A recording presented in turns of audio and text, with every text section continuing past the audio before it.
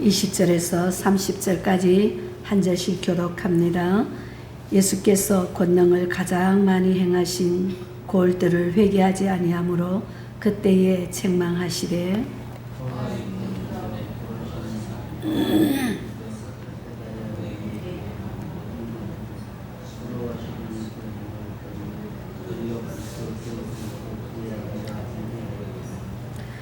내가 너희에게 이르노니 심판날에 두로와 시돈이 너희보다 견디기 쉬우리라.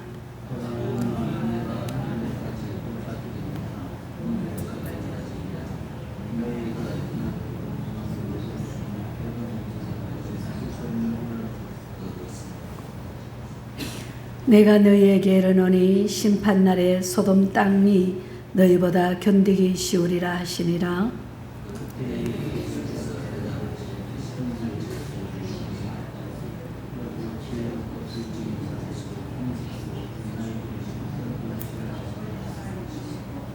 옳소이다. 이렇게 된 것이 아버지의 뜻이니이다.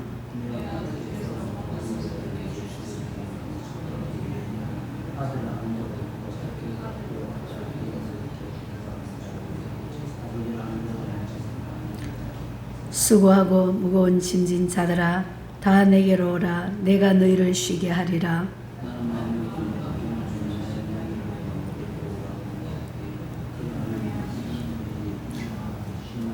같이 합니다.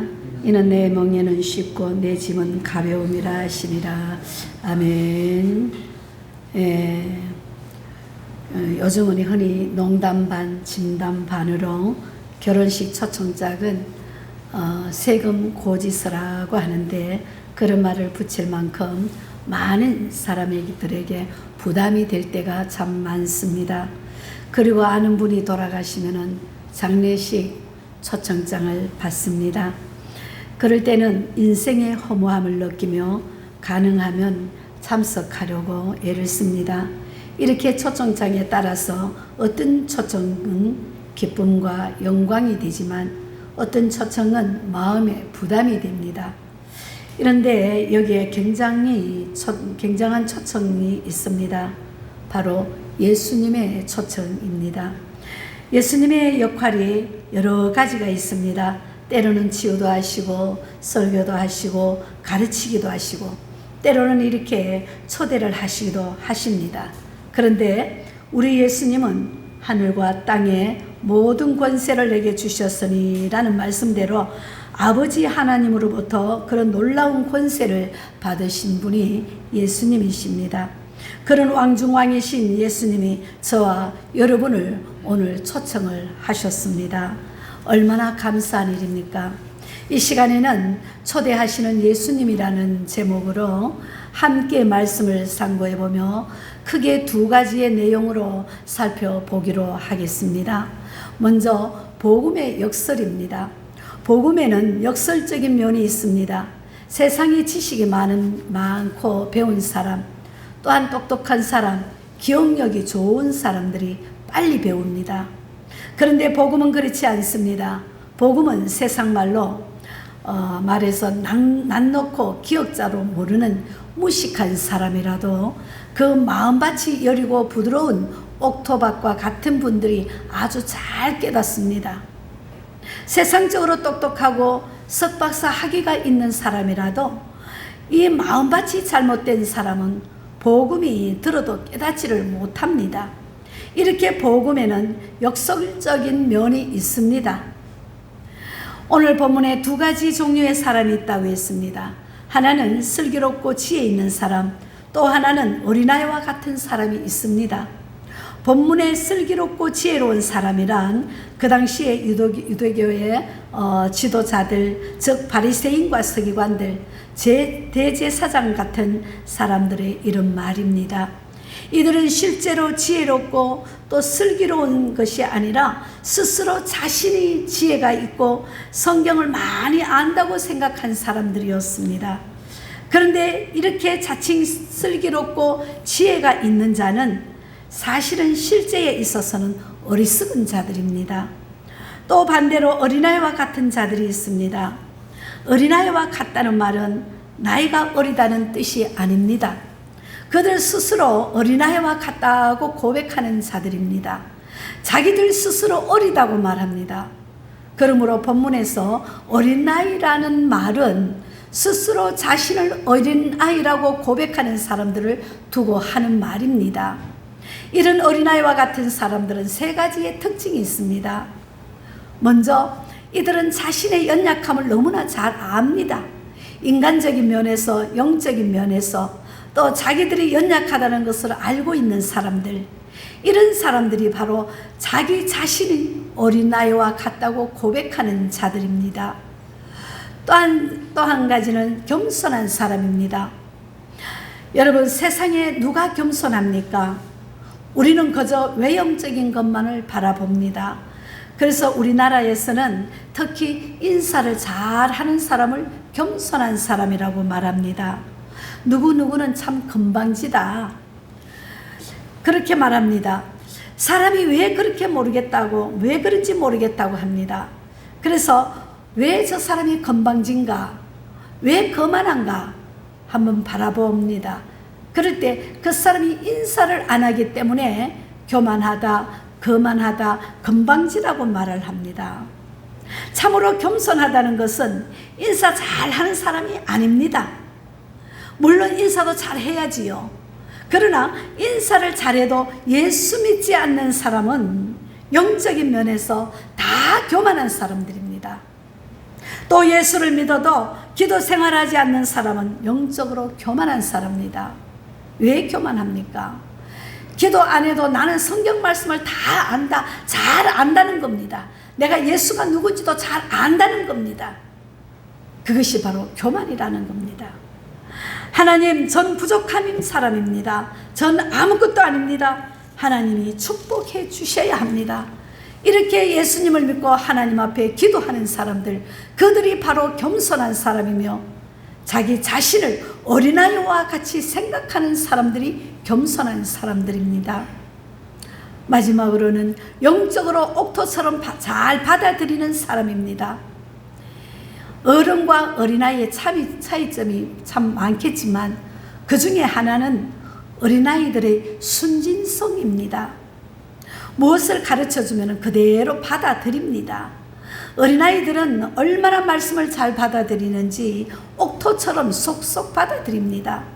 그러나 나이 많은 어른들을 보면은 받아들이는 것 같은데 다 새나가 버립니다. 뱉어버립니다. 내가 살아오니까 그렇더라, 내 살아오는 방식으로 하니까 그렇더라, 다 쏟아버립니다. 오늘 본문에서 예수님은 자칭 지혜롭고 슬기로운 자와 어린아이들을 비교하면서 뭐라고 하셨습니까? 오늘 본문 25절에 보세요. 그때 예수께서 대답하여 가라사대, 천지의 주제이신 아버지여, 이것을 지혜롭고 슬기 있는 자들에게는 숨기시고 어린아이들에게는 나타내심을 감사하나이다 라고 하셨습니다. 소위 세상적으로는 슬기 있는 사람들, 또 지혜 있는 사람들은 오히려 복음을 깨닫지 못합니다. 또 그저 나는 아무것도 아닙니다 라고 어린아이처럼 고백하는 사람들이 바로 천국 시민의 표본입니다.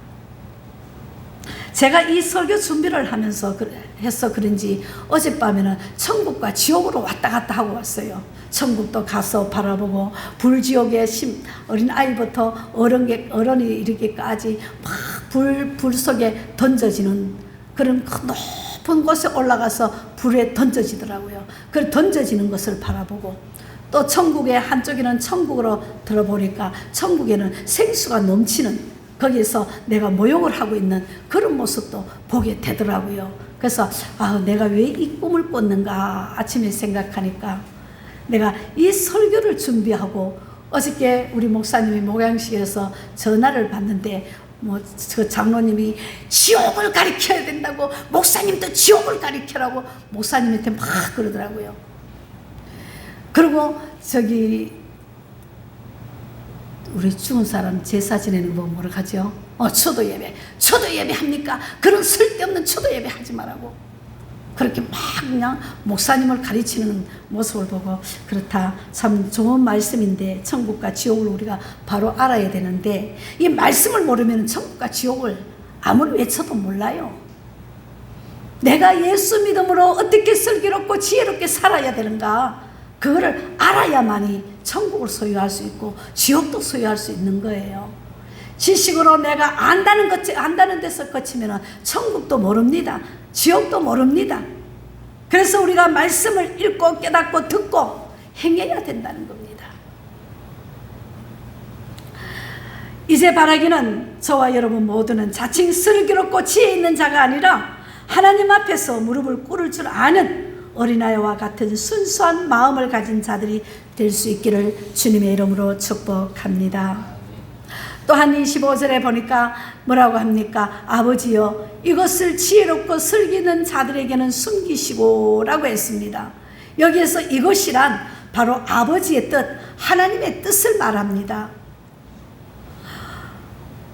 먼저 빌립보 2장 7절에 보니까 주님은 본래 하나님의 본체시나 오히려 자기를 비워 종의 형체를 가져 사람들과 같이 되었다고 했습니다. 이 말씀은 자기 자신을 비하시키는 말씀입니다. 예수님은 하늘나라의 영광을 다 소유하신 하나님의 아들이십니다. 그런데 예수님은 자기의 모든 영광을 버리시고 자신을 비웠다고 했습니다. 내 자신이 세상에 차 있으면 안 됩니다. 여기서 자기를 비웠다는 말은 하나님으로 누려야 할 특권을 예수님 스스로 포기하신 것을 말합니다. 그래서 예수님도 지상에 계실 때에 굶으시면서 배가 고프셨고 일을 하시면서 피곤을 느끼셨습니다. 밤이면 주무셨습니다. 예수님은 하나님이시지만 그 고난을 누리지 아니하셨는데 이것을 신학적 용어로는 자기 비하라고 합니다. 이것이 바로 아버지의 뜻입니다. 그리고는 이것을 슬기롭고 지혜로운 자들에게는 숨기시고 어린아이들에게는 나타내심을 감사하나이다 라고 하셨는데, 이것은 계시의 방법을 말씀하시는 말씀입니다. 어떻게 계시하십니까? 하나님께서 소위 자칭 지혜 있는 사람, 자칭 똑똑하고 의로운 사람에게는 다 감추셨다는 것입니다. 그리고 하나님은 저는 아무것도 아닙니다 하는 사람, 영적인 옥토처럼 말씀을 잘 받아들이는 천국 시민의 표본인 바로 어린아이와 같은 심령을 가진 사람에게는 계시를 주셨고 깨닫게 해주셨다는 말씀입니다. 사랑하는 여러분, 이 세상에서 높이 올라가면 올라갈수록 좋습니다. 그러나 천국에는 낮게 내려가면 내려갈수록 거기에는 내 심령이 있고 더 보배로운 것이 있습니다. 그렇기 때문에 저와 여러분은 영적인 생활을 할 때에 자꾸 낮아져야만 합니다. 낮아지고 또 낮아지면 그때에 하나님께서 우리를 높이 들어주십니다. 사실 예수님만큼 자신을 낮추신 분이 어디에 있습니까? 그는 하나님의 아들이시고 신성을 가지신 하나님이신데도 불구하고 낮고 천한 베들레헴 말구이에서 태어나시지 않으셨습니까? 그것은 바로 예수님께서 자기 자신을 비하시키고 낮추셨다는 말씀이십니다. 그렇기 때문에 저와 여러분은 항상 기도할 때에 자칭 지혜롭고 슬기 있는 자가 되지 말고 어린아이처럼 항상 겸손하고 천국의 진리를 보면 볼수록 눈이 밝아지는 그런 자가 되기를 기도해야 합니다. 또 그렇게 우리 자신을 낮추는 자세를 갖도록 애써야 합니다. 그리고 우리가 말씀을 듣고 행할 때에 말씀과 같이 낮아지고 겸손하고 행함이 있는 믿음이 산 믿음이라는 것을 잊지 마시기를 바랍니다. 두 번째로는 그리스도의 초청입니다. 예수님께서 하신 일 가운데에 여러 가지가 있는데 가장 기본적인 것이 바로 예수님의 초청입니다.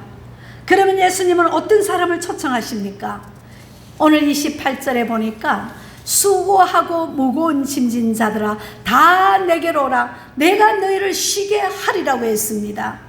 수고하고 무거운 짐진 자들을 예수님께서 초청을 해 주셨습니다. 여기서 수고한다는 말은 피곤한 사람들을 말하는 것입니다. 자기의 일에 고난을 당하고 피곤하고 지친 사람들, 너무너무 세상 살아가는데 힘든 사람들을 말합니다. 그런 사람들을 주님께서 우리를 초청해 주셨습니다. 또 무거운 짐진 자는 마치 소나 말처럼 무거운 짐에 짓눌려 있는 상태에 있는 사람들을 두고 하는 얘기입니다. 그러면 수고하고 무거운 짐진 자란 영적인 면에서 구체적으로 어떤 사람입니까? 여러분, 우리에게는 얼마나 많은 의식이 있습니까? 더욱이 구약시대에는 더 많은 의식이 있었습니다. 하나님 앞에서 예배 드릴 때도 그 의식이 얼마나 번거롭고 힘이 드는지 모릅니다. 양이나 소를 잡아서 하나님 앞에 드리는 번제, 소제, 이 여러 가지 제사를 드려야 합니다. 또 율법은 한두 가지입니까? 해서는 안 될 것과 해야 할 것, 이런 등등의 율법이 비록 613가지가 됩니다. 율법은 꼭 지켜야 되는 것이기 때문에 인간에게는 짐이 됩니다. 너무 피곤하고 너무 힘이 듭니다. 그런데 예수님은 그런 사람들을 전부 다 초청을 하셨습니다. 그들에게서 이런 짐을 면제케 해 주셨습니다. 그래서 오늘날 저와 여러분이 이런 의식과 율법의 짐에서 벗어나고 참 자유인이 되게 해 주셨습니다. 우리는 복으로 무람한 오직 그 은혜로 인하여서 믿음으로 말미암아 구원을 받습니다. 그리스도는 율법의 마침이 된다고 하는 말씀은 이 율법을 예수님이 다 이루셨기 때문에 그저 우리가 해야 할 것은 예수님을 믿기만 하면은 된다는 것입니다. 이 모든 율법을 주님께서 우리에게서 거두어 가셨습니다. 그것을 거두어 가시기 위해서 우리를 초청해 주셨다는 말씀입니다. 짐 중에서 제일 무거운 짐은 무엇입니까? 죄의 짐입니다. 수고하고 무거운 사람, 이 죄의 짐을 의사도 물론 누구도 고칠 수가 없습니다. 예수님은 고칠 수가 있고 예수님만이 풀어줄 수가 있는 짐입니다. 무지와 무능에서 오는 짐진 사람들입니다. 우리의 일상생활에서 무지하고 무능하기 때문에 짐을 지는 경우가 많이 있습니다. 할 일을 하지 못할 때 오는 짐, 그 짐은 보통 큰 짐이 아닙니다. 이렇게 수고하고 무거운 짐진 우리들을 예수님께서 오늘 초청해 주셨습니다. 이사야서 55장에 보니까 목마른 자들아 다 내게로 오라고 했습니다. 돈 없는 자도 오고 병든 자도 오라고 했습니다. 예수님은 모든 사람을 다 초청해 주셨습니다. 우리는 여기에 예수님의 초청을 받았습니다. 그러면은 우리가 가지고 있는 이 무거운 짐을 어떻게 해결할 수가 있습니까?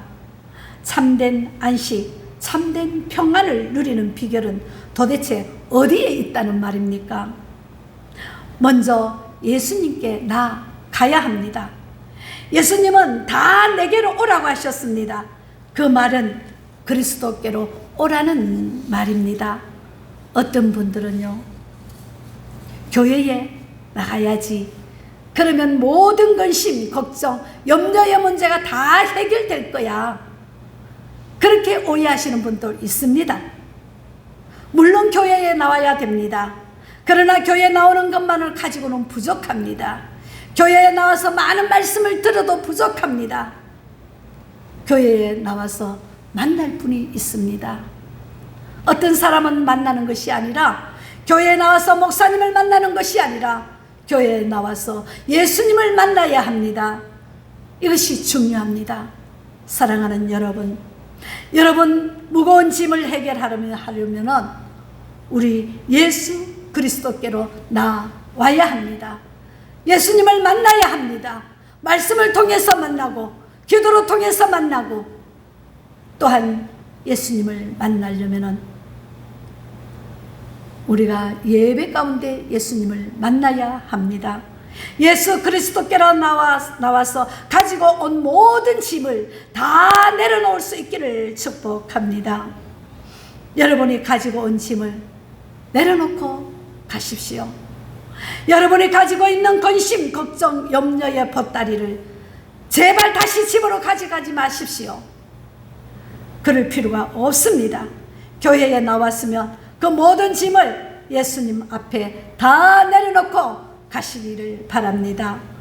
우리 예수님 내 대신 짐을 지십니다. 이 사실을 믿으시기를 축복합니다. 또는 예수님의 멍에를 메라고 했습니다. 오늘 29절에 보세요. 나의 멍에를 메라고 했는데 이 멍에는 예수님의 멍에를 말합니다. 우리나라에서 예전에 보면은 제가 어렸을 때 보면은 소가 밭을 갈 때에 소 목에다가 멍에를 메웁니다. 그런데 이스라엘에 가보면은 한 마리의 소가 멍에를 메우는 것이 아니라 두 마리가 나란히 멍에를 메운다고 합니다. 이스라엘 땅이 우리나라처럼 좋지 못합니다. 우리나라는 옥토 같은 땅입니다. 천박한 땅이 아닙니다. 그래서 이스라엘의 그 선교사님이 한번 와보라고 늘 저한테 권면을 합니다. 그래서 오면은 교회에서 주무시면서 이렇게 이스라엘을 돌아보고 하면 얼마나 좋을까 그런 얘기를 하십니다. 그런데 글쎄요, 아직 제가 마음의 준비가 안 됐습니다. 그러고는 미뤘습니다. 그야말로 이스라엘 땅보다 우리 한국은 참 좋다고 합니다. 그래서 이스라엘은 광야와 갔다고 합니다. 그래서 소 두 마리가 밭을 간다는 겁니다. 이렇게 소에게 씌우는 것이 멍에라고 하는데 이 멍에라는 말은 그 굴레를 뜻합니다. 세상에는 여러 가지 종류의 멍에가 있습니다. 곱게 자란 처녀도 일단 시집을 가면은 아내로서 며느리로서 이 멍에 살림살이의 멍에가 있습니다. 또 남자는 아들, 딸 먹여 살리기 위해서 새벽 일찍부터 저녁 늦도록 직장에 나가서 일해야 합니다. 남편으로서 아버지로서의 멍에가 있습니다. 선생님은 선생님으로서 멍에가 있고 학생은 학생으로서의 멍에가 있고 이렇게 누구에게나 다 멍에가 있습니다. 그런데 오늘 본문에 보니까 다른 멍에를 메라는 것이 아니라 나의 멍에, 바로 예수님의 멍에를 메라는 것입니다. 이 말은 예수님과 함께 멍에를 메는 것입니다. 두 마리 소가 멍에를 멀 때에 한 마리가 힘이 세면은 다른 한 마리는 그냥 따라갑니다. 우리가 예수님의 멍에를 메면은 예수님께서 앞서가시기 때문에 그 멍에는 쉽고 가볍다는 것입니다. 사랑하는 여러분, 여러분들의 멍에가 있을 줄 믿습니다. 이 멍에를 주님과 함께 메고 가시기를 주님의 이름으로 축복합니다. 우리 모두에게는 자기 몫에 태인 십자가가 있습니다. 그런데 처음에는 이 십자가가 너무 힘이 들고 무겁습니다. 도저히 갈 수 없을 것 같습니다. 그러나 한참을 가다 보면은 내가 십자가를 지고 가는 것이 아니라 십자가가 나를 지고서 세상 길을 가도록 해줍니다. 얼마나 놀랍습니까? 이것이 바로 십자가입니다. 예수님께서 저와 여러분에게 주님의 멍에를 메라고 했습니다. 예를 들어 주일 성수하는 것 처음에는 멍에입니다. 세상 사람들과 같이 산으로 바다로 휴가를 떠나는 좋은데 주일을 지키기 때문에 못 갑니다. 이게 나에게는 멍에가 됩니다. 또는 11조를 하나님 앞에 드려야 하는데, 왜냐하면은 성경에 그렇게 기록되어 있으니까요. 소득의 10회를 뚝 떼어 바치려니 그것도 내게는 멍에입니다. 교회에 나와서 봉사하는 것, 이것도 내게는 멍에입니다. 잘했다 못했다 남에게 빈자를 들을 때도 있습니다. 이것도 내게는 큰 멍에고 내게는 십자가입니다.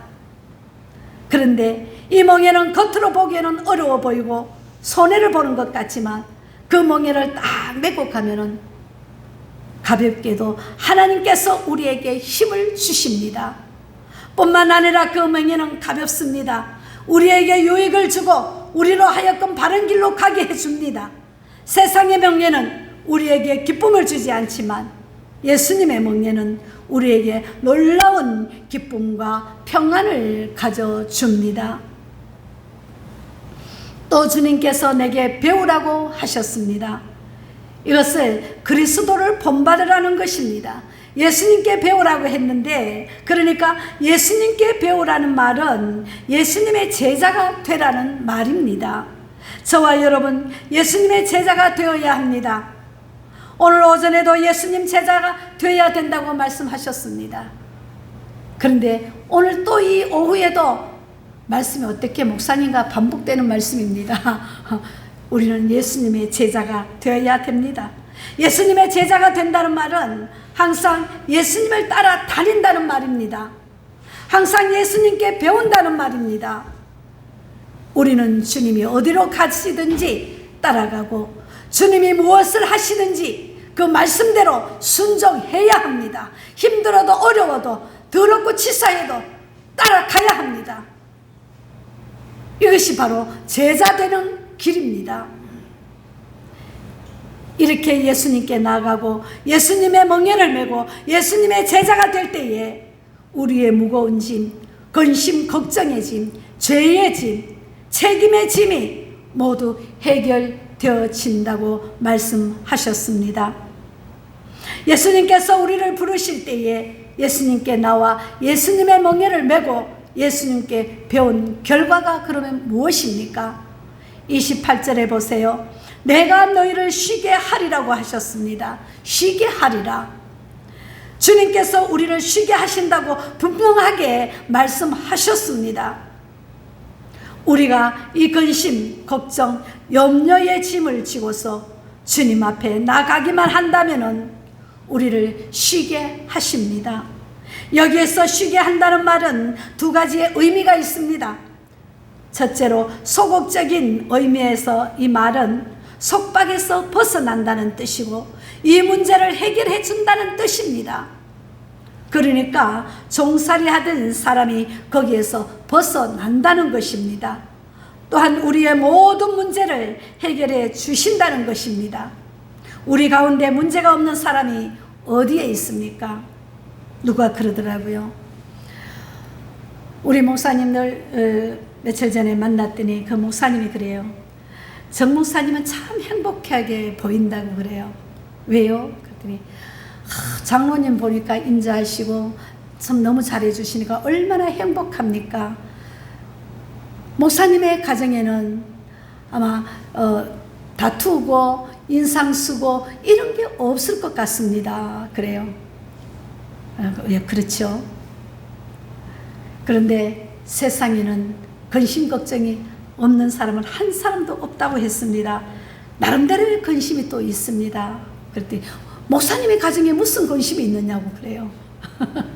그러고는 웃고 말았어요. 우리 가운데 문제가 없는 사람이 어디에 있습니까? 다 있습니다.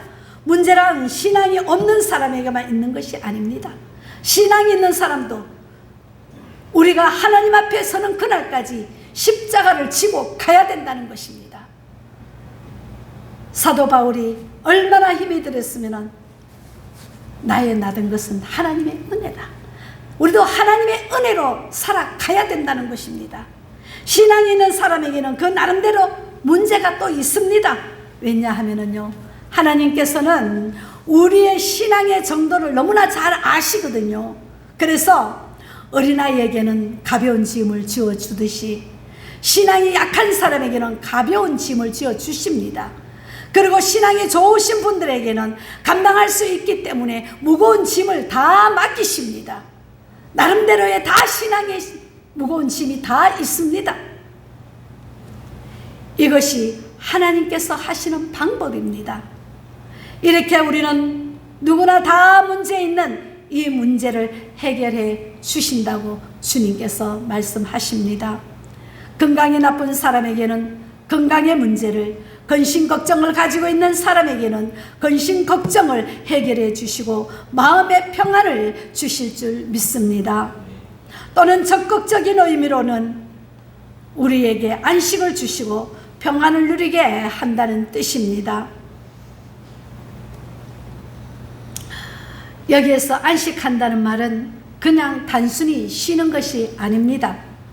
이것은 정말로 기뻐하면서 쉬는 것을 말합니다.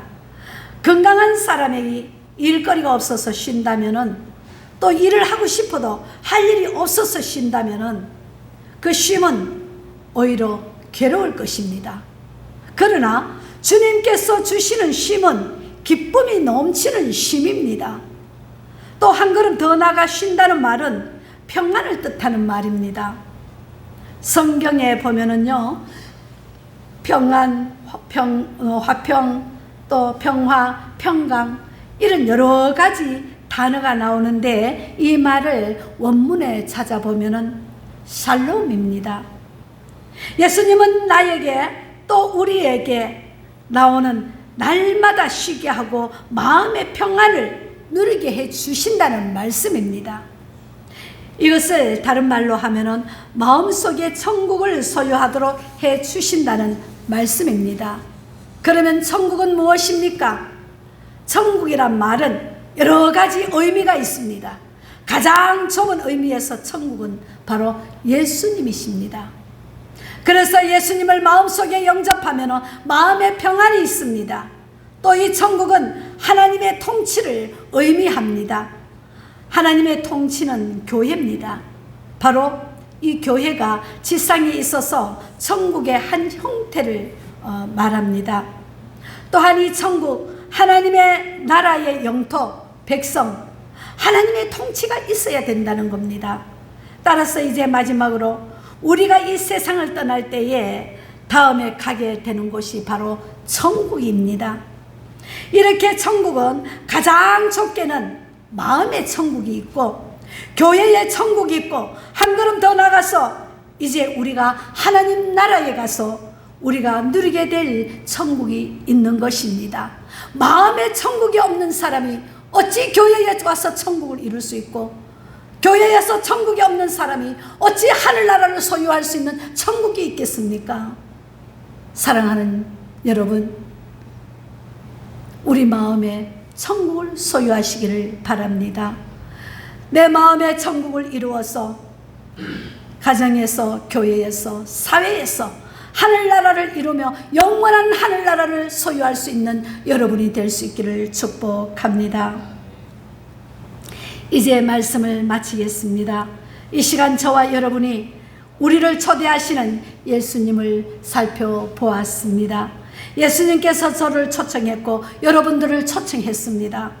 예수님께서는 우리의 어떤 조건을 보고 초청하신 것이 아닙니다. 아직 내가 죄인 되었을 때에, 원수 되었을 때에 우리를 초청하셨습니다. 예수님께서 의만 초청하신 것이 아닙니다. 우리 중에 아무도 의만 초청하셨다면 아무도 이 말씀에 초청받으실 분이 없습니다. 그러나 내가 죄인 되었을 때에, 아직도 내가 회개하지 못한 여건들이 있었을 때에 이 자리에 주님이 초청하셨습니다. 우리가 주님의 초청을 받아들일 수 있고 회개할 수 있는 문이 열려서 또한 내 마음에 천국을 소유할 수 있기를 축복합니다. 죄인을 우리를 초청하십니다. 뭐라고 초청하셨습니까? 수고하고 무거운 짐을 지고 있는 우리들을 초청하셨습니다. 그러므로 우리는 오늘도 수고하고 무거운 짐진 자들을 다 오라고 초청하신 예수님의 초청에 응답을 하실 수 있기를 바랍니다. 아무리 예수님이 초청하셔도 말씀을 듣기를 싫어하면 안 됩니다. 예수님이 나를 초청하셔도 내 마음을 열어놓지 않으면 예수님을 만나지 못합니다. 오늘 예수님이 초청하셔서 이 자리에 내가 앉아있다 할지라도 이 마음, 이 말씀에 귀를 기울이고 예수님의 말씀에 순종하지 아니한다면 아무 소용이 없습니다. 사랑하는 성도 여러분, 여러분이 가지고 있는 점이 무엇이든지 무거운 짐 이 시간 다 내려놓고서 홀가분하게 기쁨으로 찬양하며 돌아갈 수 있기를 바랍니다. 예수님이 다 해결해 주시고 대신 지시기 때문입니다. 한 사람도 무거운 짐을 지고 왔다가 도로 치고 가는 어리석은 자가 되지 아니하고 예수님께 나와 귀한 쉼을 얻고 돌아갈 수 있기를, 우리 주님의 초청에 응하시기를 주님의 이름으로 축복합니다. 기도합시다.